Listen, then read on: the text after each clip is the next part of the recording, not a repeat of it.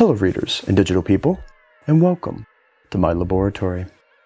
I am Dr. Reeds, and today I'd like to present to you something truly fascinating. Something that I've been studying for quite some time, and I will warn you, the subject matter presented here is not for the faint of heart. If you would like to avoid the sense of existential dread that comes with this particular study, I recommend that you go watch some Let's Play, or something equally as safe and mind-numbing. Alright, you have been warned. Let's open the Backrooms.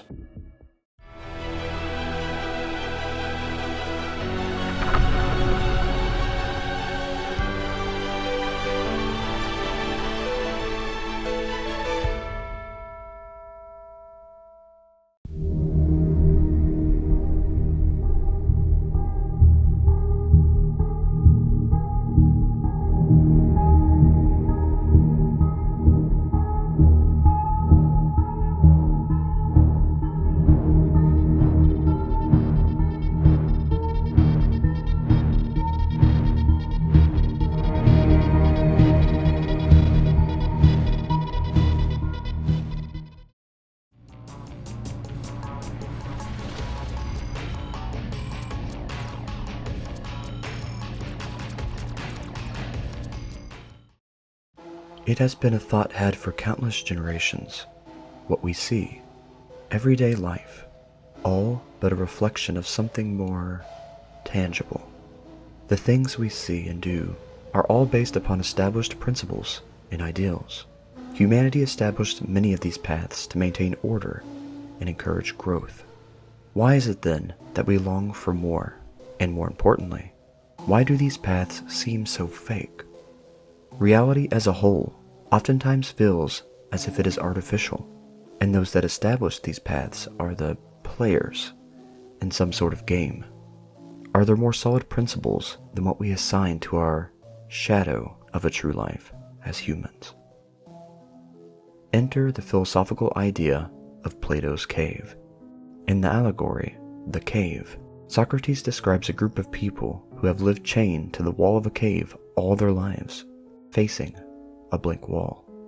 The people watch shadows projected on the wall from objects passing in front of a fire behind them and give names to these shadows. The shadows are the prisoner's reality, but are not accurate representations of the real world. The shadows represent the fragment of reality that we can normally perceive through our senses, while the objects under the sun represent the true forms of the objects that we can only perceive through reason. Three higher levels exist: the natural sciences, mathematics, geometry, and deductive logic, and the theory of forms. Socrates explains how the philosopher is like a prisoner who is freed from the caves and comes to understand that the shadows on the wall are actually not the direct source of the images seen. A philosopher aims to understand and perceive the higher levels of reality. However, the other inmates of the cave do not even desire to leave their prison, for they know no better life. Beyond the scopes of life, this allegory deepens further when we consider that everything we see is but a reflection of light that is processed by our brains through our eyes. In this sense, we have never truly witnessed reality as it is. This isn't to say that everything we think or see are reflections of something else, but keep this concept in mind as we transition into the new perspective.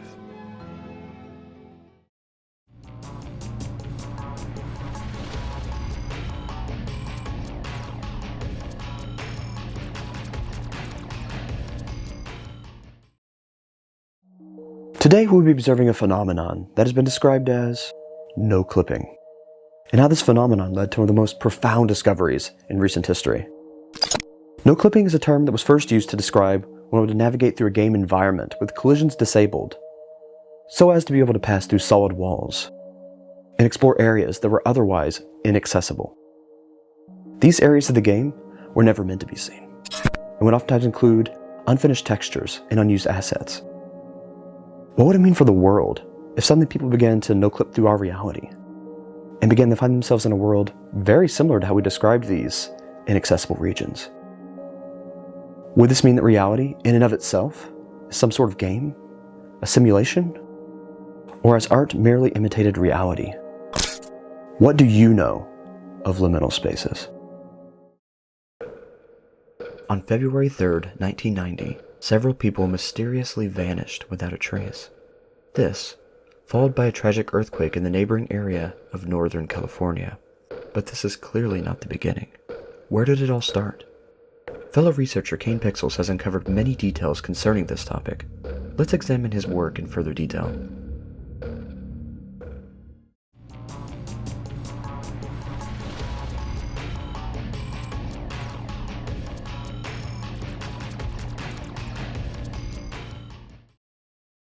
On May 10, 1982, a low-proximity magnetic field distortion experiment was conducted by the Async Research Facility at Oak Ridge National Laboratory under supervision of Philip R. Heyman, author of the book Particle Physics and Cosmology, Dark Matter. Through this experiment, they managed to send a metallic orb through a tear in space into what appeared to be an unknown pocket dimension.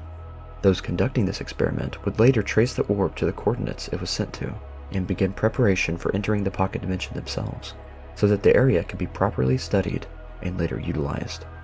And I quote here, "During a press conference held in April of 1988, Ivan Beck, vice director of the Async Foundation, described the intention of these tests, stating that the program, if granted sufficient backing from the United States government, would offer a solution to all current and future storage and residential needs, saving billions of dollars on property construction and management." This was how they justified proceeding into the third stage of the experiment, which would include human subjects entering said dimension. By July 2, 1988, the Async Research Facility had successfully moved on to the third stage of testing, opening a rift large enough for personnel to enter the pocket dimension. This was also the third time that the rift had been opened in this manner. Further tests would need to be conducted, however, before any human subjects would be able to enter safely. This project was dubbed KV-31, also designated with the following code names: the Machine, the Door, the Backrooms, the Complex, or Hallways. By October 17th of 1987, a full year later, the pocket dimension had been opened a sixth time. By this point, safety modifications such as a triple support beam on the internal chamber, replacement of detector 41 through 90, the high precision beam being upgraded to monitor vibrations exceeding 90,000 millivolts per the amount of acceleration due to gravity, and stability modifications such as the implementation of an additional 13 radio frequency cavities to further the acceleration of the particles. These modifications allowed, at long last, for human subjects to be able to safely cross the threshold. The cost of opening this stable entry point, however, was an energy overload that resulted in a powerful earthquake wreaking havoc in Northern California. However, this little hiccup did not deter those at Async from proceeding with further study. Unwilling to risk another high-powered earthquake, the Async Foundation opted to leave the rift open, and with little consequences. Or so they thought. During the time while it was open, microfractures in space started to form, and from these fractures, several people started to slip in, or as some had dubbed it, no-clip in, to the backrooms through various tears. The missing persons cases increased dramatically from this time until late 1992. The tests continued. On February 3, 1990, researchers that had entered the backrooms stumbled upon one of these unfortunate people. This person, believed to be missing person Nicholas Bolton, was covered in what first appeared to be some sort of mold, but upon later examination, it was discovered to be a form of hypermutated Hay bacillus bacteria. The subject had perished 5 days prior, and had already suffered severe tissue damage in some areas, while other areas of the body had been abnormally preserved. Could the bacteria have fallen into the backrooms and have been mutated into this aggressive strain due to the exposure of the odd properties within? Or was the strain native to the backrooms? Or perhaps, had something manipulated the usually benign bacteria through some sort of unknown means? Single bacteria cells can divide into a colony of 1,000 within approximately 12 hours, an exponential growth that gives 24 hours to a population of 1 million. With a genome size of 2.8 times 10 to the 6th power, that means 30 mutations in each genome pair of the original within less than 30 hours, if no radiation or interference occurs. Most bacillus bacteria have 4,000 to 5,000 genome size. Continuing to February 29th of 1990. During an exploration session, one of the scientists in the party disappeared under mysterious circumstances, after hearing what he believed to have been the sound of a room full of people chatting. It was later discovered that this person had clipped into a deeper layer of the backrooms. It was in this layer that we see the judgment room, and what appears to be the remnants of someone who had been infected by the bacillus. In a deeper portion still, we also see what appears to be a distorted representation of dirt textures, and wallpaper that resembles a forest. In this area are old farming tools, and a farmhouse that is quite literally stuck in the wall. Could we be seeing objects slipping into the backrooms from our world? Or could this be the Plato's cave we discussed earlier?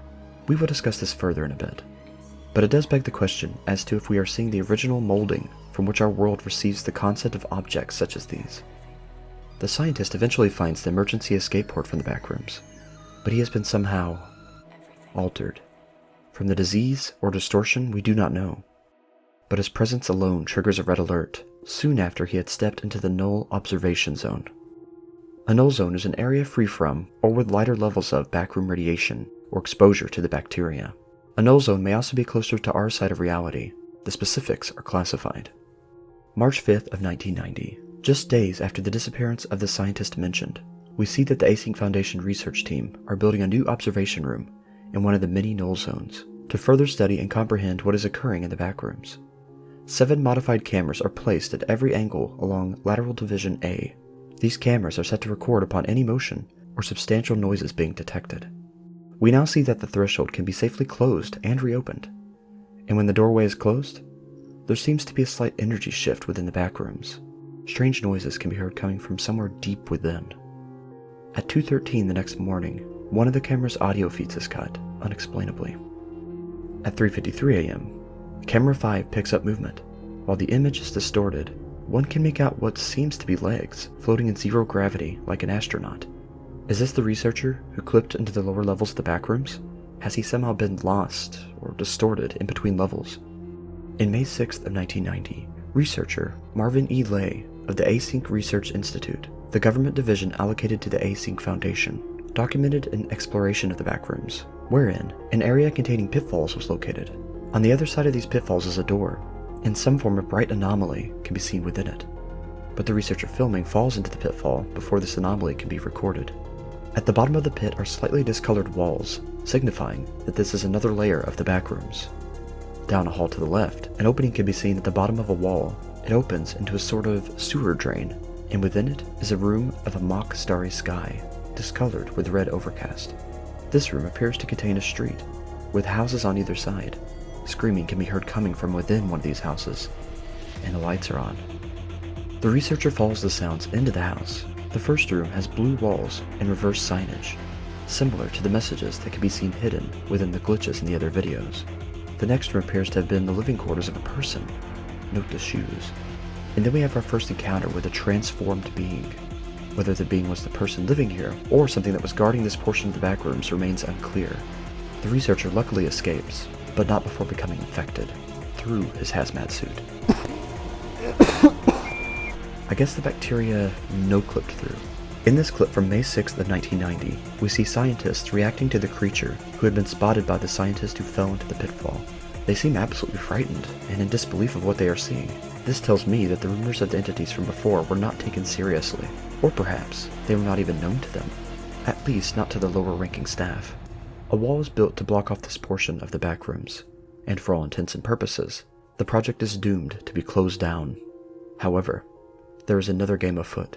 We see this man calling someone on the phone, and then we see this new, albeit more secure, entry point being built. Who is behind this, and why? May 8th, 1990. Counter to what we witnessed on May 6th, the project is being given the green light. The monsters are covered up, and public commercialization is expedited. The project director, Ivan Beck, meets with government backers and other investors to showcase the potential for the backrooms and their plans for public storage, living, and working environments. However, the secret cannot be covered up indefinitely, and a breach occurs during said meeting. This breach was caused by the return of the scientist who had disappeared back in February 29th of that same year. And I would like to make a quick amendment, referencing this statement by commenter Lord. They said, someone pointed out in the main video, that the individual visiting the facility looks a lot like James Watkins, the DOE director from 89 to 93. So probably, the DOE was the main funder of the project, and were on a field trip that day to see the progress made. That would make sense, given that we see this here. And that brings us back to the first in Kane's entries. They were uploaded out of sync, as most of his research was uncovered from found footage. This one is dated July 4th, 1991, and was found on September 23rd of 1996. In this entry, we see the cameraman clip through one of these aforementioned rifts, and end up in the backrooms. The place seems abandoned at first, but even just moments in, we see that something is monitoring the person filming. The backrooms seem to have been overrun with converted beings, some of which have begun leaving messages and warnings on the walls. While reading one of these warnings, a converted being begins chasing the cameraman, who jumps to the next floor to avoid being caught. He goes up a flight of stairs, looking back once to see that something is messing with the lights. He then finds himself in a central area, with another example of a liminal space that can be seen through a window. There appear to be people, or something that mimics people, watching him through the windows on the other side. This closely resembles what it looks like to view the overseer upon entering the threshold. He continues down the hall, and spots a dumpster sitting in an odd corner with some rope. He rounds the corner, and that is when we realize that our dear cameraman is also infected, as he begins to cough violently. At the edge of this room is what appears to be the edge of all of the thousands of hallways or layers in the backrooms. A sense of hopelessness washes over our dear cameraman as he realizes just how hard it will be to find his way back, but he presses onward. The cameraman jumps courageously to the other side of the gap and takes the fire exit, only to enter what appears to be the area in which he started. The converted being spots him again and chases him into a dark hallway. It is here that we see the creature more closely. It appears to resemble the cameras with the motion detectors. Did the bacteria somehow convert a camera? Or did it fuse them to a host during the conversion process? The cameraman is then captured by the creature as his camera falls into a hole in the dark space, and it clips back into our world, where the footage is then found and the project is accidentally made public. Okay, so that's an overlook at all of Kane's public research materials. Now let's take a deeper look at all of the data and go over what these backrooms could truly be.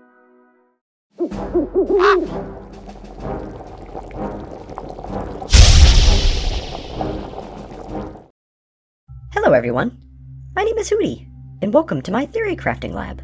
This is technically my lab, but okay. Let's discuss what all this could mean, and how we believe this series will progress. It's secret time. First off, let's address the comments. IC says, the use of MGMT, Kids, as the song on the radio hit me like a truck, mainly from my nostalgia from it. I was heading home one night and heard it on the radio, and the beginning of it resonated with me for years, until I eventually discovered the name of the song. It'd be very interesting if there's any meaning to it here, especially considering it was released in 2007, but this took place in 1990. Time travel or inconsistency. Either way, it's a great choice of music. I agree. I didn't recognize the song at first, but you got it for sure. So I guess you could be right. Time distortion could definitely be a thing. Looking at the order of the uploads, one could assume that they were uploaded in the order in which they were found. But now I'm wondering if this is actually the original order in which things occurred, Doctor Who style. Or, the backrooms could exist in the future, and the rip in space wasn't to a parallel dimension, but to another possible future for our world. Nah, that's silly. Next comment, Karen Kuplek 476 says, there are way more levels. The last level is level... a lot. This one is level 0, the original yellow maze. Also, realize that the entity sounds like the person from the found footage video? The Lost Vlogger? Kane's first Backrooms video. About the monster being the vlogger. Wasn't that video the last in the timeline? I guess the time distortion theory holds true. Or, it could just be that Kane has a limited supply of trusted actors. I still don't believe any of this garbage is true. That is because you are a boomer, and boomers are always wrong. Next comment, Julie Massam says, I like your theory that the monster chase people that get trapped until they are corrupted or sick. Thanks, Julie. Believe it or not, that theory was actually not thought up by Grant, but by me. He has always taken credit for my work. I look at the backrooms like this. The backrooms themselves are like capillaries in a giant monster. The little monsters we see are like white blood cells or T cells that hunt down the foreign bodies until they can be subdued and or converted by them and make them safe for the body again. Could you imagine if the backrooms was a colossal entity? Next comment. Cthulhu says, I feel like instead of the backrooms having levels, as in up or down, on the y-axis, like you said in the first part, they are actually 4D. You can see them becoming weirder and weirder in this and the first video as we go further, suggesting that the backrooms are tilted W uphill. This would make sense as the overworld would be much W lower. The afterlife, void, Egyptian heaven, something else, would have a much higher W, and the backrooms being a transitional, liminal space between. Recognizable textures and hallways, but not just right. To get the backrooms from Earth, maybe the door actually pulled a portion of the backrooms W closer to Earth, creating a sort of crater. That would explain the W uphill slope. Maybe the backrooms at their natural W level, closer to what we see in the first video, where the kid goes far up the W hill, are somehow connected to the subconscious of every human. But by pulling them W down to access them more easily, they somehow managed to focus them artificially on the will to create a sprawling storage complex. Also, notice how the kid only clipped back into the overworld when he was back in the storage-influenced yellow hallway backrooms. He is probably W closer to the door. Keep in mind that 4DW distance has nothing to do with the traditional XYZ distance. He could be kilometers away from the door and still be on the same W level. I still don't understand how he managed to clip through, as we see the door seemingly requires a lot of energy to run. Maybe gravity exists on the W axis, and it's easier to go down there than up. Anyways, this is probably just me rambling and making fanfiction. That would make a lot of sense. Like when you pull silly putty, and it gets longer, but more cone-shaped near the part where you are pulling. What a fascinating concept. Or, this place is a warped plane of existence, like a fourth or fifth dimensional sphere. Nope, you have no idea what you are talking about. Next comment. XXXVOSXX says, in real life, 1990 was not a leap year. Does this indicate something? World lines. The backrooms are crossroads between world lines. That explains the subtle differences. The camera in the first video fell into our world from a parallel dimension. You might be right on that one. XXXVOSXXX also says, that shape you ask about could be an upside down 777. They also remind me of a bunch of petri dishes. Upside down 777. Like a reverse card. Could this be in reference to some sort of deity that is evil? Maybe a powerful being that the scientists created? Or it's a warning, showing that these experiments are going against the natural order put into place. Don't be such a baby. Affordable storage is worth risking everything. Go humans! Our editor had this to note. This graphic would represent what we call in science a solid solution. So we can see a rigid structure, unlike in gases and liquids, also possibly a living tissue. This image in particular would be a very scary representation of substitutional solid solution. So usually just a few particles get to be represented by a different color, like black in this instance. In conclusion, what that means is that whatever two solid substances are soluble here, they are basically irreversibly merged. Like a zip on your jacket, no parting them now. Around half of the original atoms have been replaced by something else. The beings in the backrooms seem to be merging whatever they can find to form more corrupted beings. Our editor also had this to note. Forgive me, I am not a numerology expert, but researching 777 as such gives us an angelic number, meaning of extreme luck, especially in terms of love. So I would imagine that, like in tarot, putting it upside down would mean an extremely bad fortune or a bad omen. The last question comes from Julie Massam. She says, I'd forgotten, but the cameras on tripods remind me of the creatures in the first video. The ones chasing after the cameraman. You're right. Do you think that the mutated bacteria assimilated the tripods and turned them into monsters? Or they assimilated the humans who no-clip through and then used the cameras as parts to improve the human subjects. Nah, that's silly. They are likely just living tripods with bacteria on them. And now our main theory with dress. Thank you, Hootie. Okay, so let's begin at the beginning of this whole shebang. The director of Async Foundation, Ivan Beck, brought in a dark matter expert, Philip R. Heyman, to experiment on low-proximity magnetic field distortions. In doing so, they discovered the Backrooms. This project was dubbed KV-31, like the underground tombs of the Valley of the Kings. They told the public that they were using the place for storage and residential needs to get funding from the US government, but I don't really think this was the case at all. While some believe that these backrooms are a world between worlds, similar to the dimension in which creatures like Cthulhu come from in H.P. Lovecraft lore, and others believe that this place is proof that we live in a simulation, and what we are seeing here is the unused assets area of the simulation, I believe that the true answer was in the details all along. I'm not discrediting these other theories, but to me, the answer seems to clearly come from the KV-31 mentioned here. The underground tunnels and the backrooms resemble each other remarkably well. What if the reasoning for this was because the ancient Egyptians knew of this place? The sun depicted here is incredibly important in Egyptian religion and practices. Ra, the sun god, is considered the ultimate and primary god to the Egyptians. The fact that they show the sun rising at the entrance to the backrooms all but confirms the pre-existing Egyptian ties with the KV-31 reference. Now think about the Egyptian tomb. What are the first things that come to mind? Mazes, traps, guards, or all of the above? The backrooms are filled with all sorts of traps and mazes, and the creatures remind me a lot of the guardian deities of the Egyptian underworld. To me, this seems like the journey to the afterworld. The journey to the afterworld was considered full of danger. Traveling on a solar bark, the mummy passed through the underworld, which was inhabited by serpents armed with long knives, fire-spitting dragons, and reptiles with 5 ravenous heads. Upon arriving in the realm of the Duat, land of the gods, the deceased had to pass through 7 gates, reciting accurately a magic spell at each stop. If successful, they arrived at the Hall of Osiris, the place of judgment. This room here has what appears to be seating and also what appears to be one of the creatures completely disintegrated. I believe that this is the aforementioned judgment room, and a creature was judged unworthy by the jury that sat up in those stands. In this video, the scientist describes how certain parts of the body were overtaken by cultures while other parts were preserved.